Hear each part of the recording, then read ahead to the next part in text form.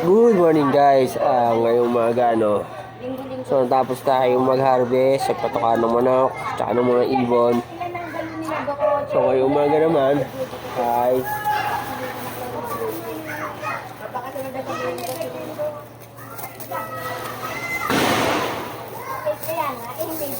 check na natin yung mga guwapol natin na mga pinahugatan. Gaya nito na nakikita nyo yun. Check natin kung may ugat na. So, hindi nyo may ugat na dahil ito, nasa almost 3 months na siya. So, sa hindi ka po pala alam kung ano variety po to. Ito pong guwapol ay tinatawag na bayabas ng mga guwapo, kaya po guwapol. Hindi po ano so niya. Kasi para po siya sinilaki nung yung normal size ng nabibili natin na apple na bayabas. Kaya tawag silang guava apple. Ganun po siya. Halos kalaki. Yung normal na pero mas lumalaki pa doon. So ito yung klase ng bayabas na malimin natin nakikita sa mga bilihan ng mga fruit stand na naka-plastic o yung may balot pa minsan na papel. So ito po yung variety na yun. Kung nakikita nyo po yung bago lang ko kayo sa mga sa video ko, ito po yung hinaharvest ko lagi ng malalaking bayabas. So check muna natin po.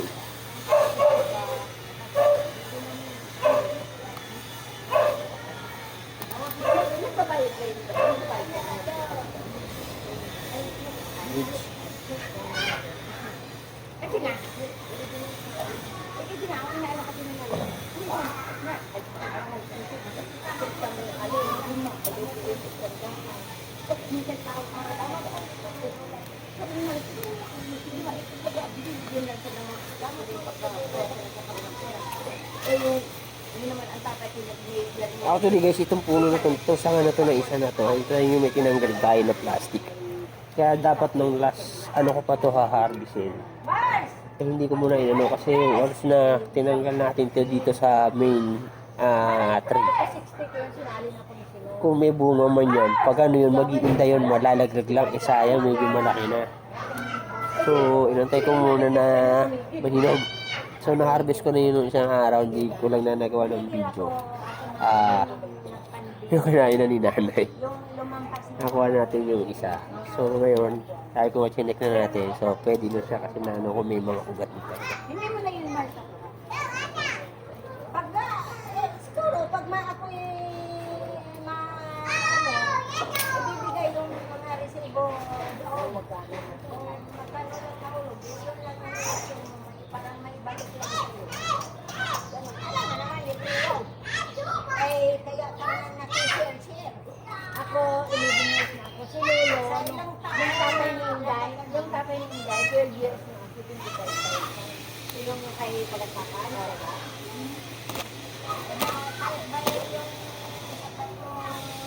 diba? Dalawang libo.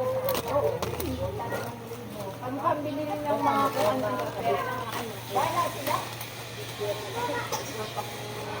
So, ayan yung tayo siya. Pero pagka i-transplant na natin sa inyo, babawasan natin yung sanga itong ibabaw kasi masyadong mabigat para dito. Although lalagyan naman natin ito ng pinaka-base para hindi siya makalog. Kaso mabigat pa rin kasi.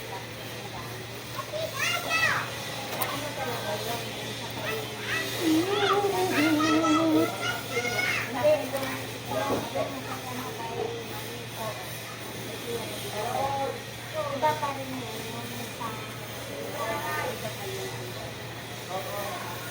Hindi yun, kasi sa ano? Kasi kaya rin yun. Ayun siya talaga. Abay, kayo nakuha na yun.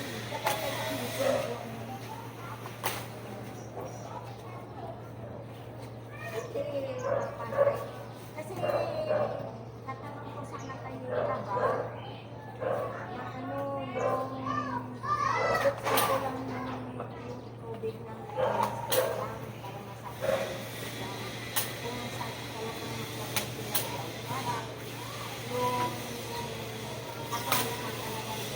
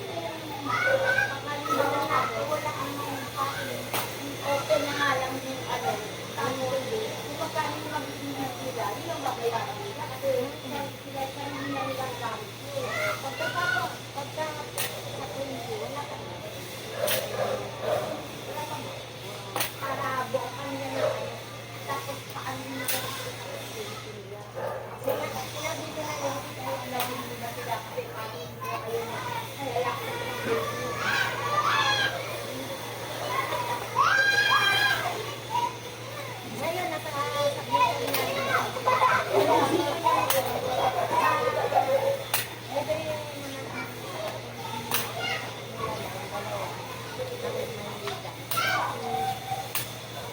Yung sa atin lang.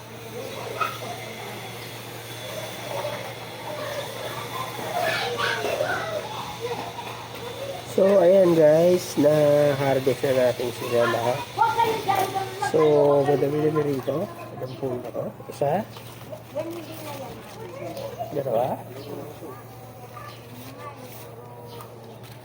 Tatlo? Mayroon pala yung maliliit na Apat? nandyan, yung sa Bisaya.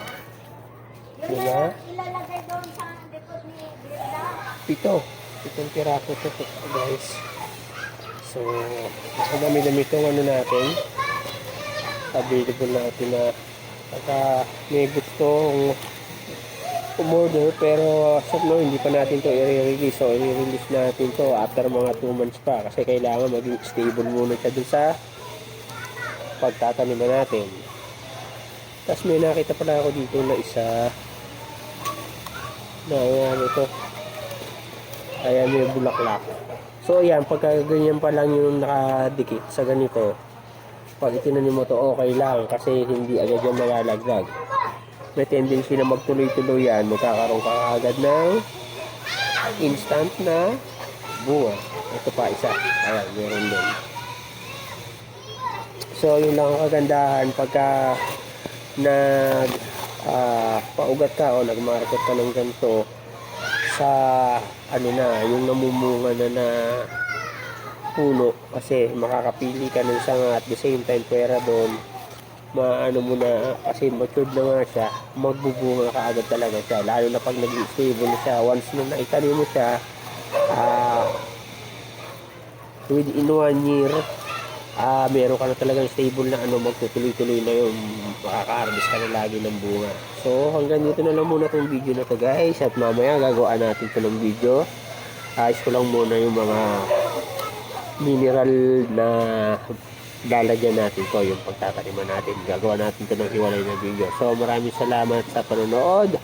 Thank you for watching. God bless at happy planting.